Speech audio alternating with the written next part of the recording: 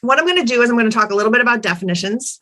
And then I'm going to talk a little bit about why imposter syndrome seems to be such a thing for intense people, for women, for underrepresented groups in general, and what it is about sort of pulling apart the pieces of where it comes from that give us clues about how we can reduce suffering around it. So welcome to the ride.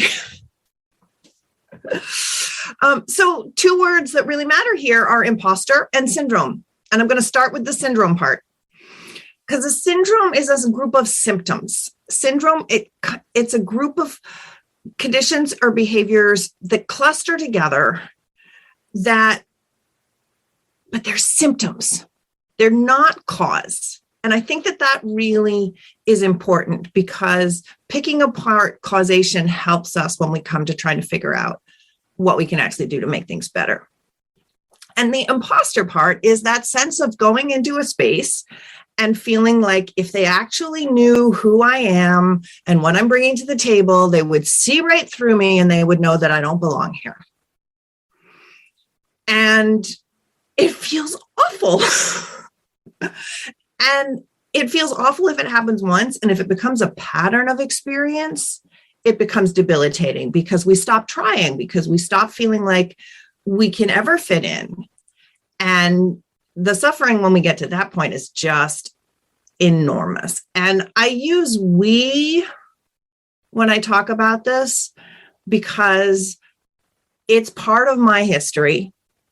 So I'm not talking about something that just other people deal with. I don't experience the sort of identity crisis of I don't belong anymore. But I do have that moment of I've been asked to do this thing and I don't know what I'm doing. So I'm making it up as I go along, and I don't want them to see through me. And part of what I'm going to talk about is how normal that is and how there's actually nothing wrong with that. And so part of what happens with imposter syndrome is we start to shame ourselves for having this very, very normal experience of growth.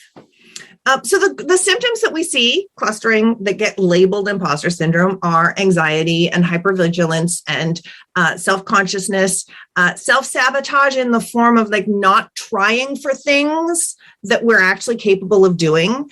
So you may have seen data about how men apply for jobs that they're like 50% qualified for, and women don't apply for jobs until they're 95% qualified. And that's a gross overgeneralization.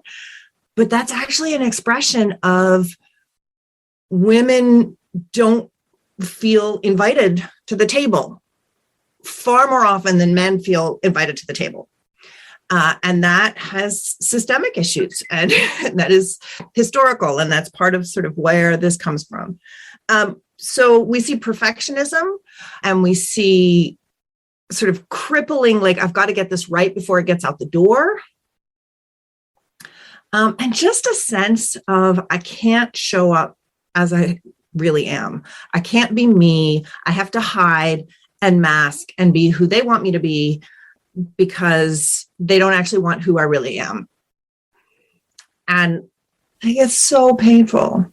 It's so painful. And so particularly for you, if you're listening to this, just know that we get it. Because it is, if this is you, like it's real and it's painful, and there is no need to shame yourself for it. Because one of the things I'm going to talk about is that it's not your fault. And so that I think is really, really important when we get to the how to handle it and how to improve peace. When we talk about sort of diagnostic categories, for lack of a better word, around something like imposter syndrome, we actually have two things we're talking about. One is suffering, like there's that subjective sense of suffering, and the other is this cluster of symptoms. And it's these two pieces together. If you have these symptoms and you're not suffering, then nobody's going to say you're suffering from imposter syndrome. You just have these symptoms.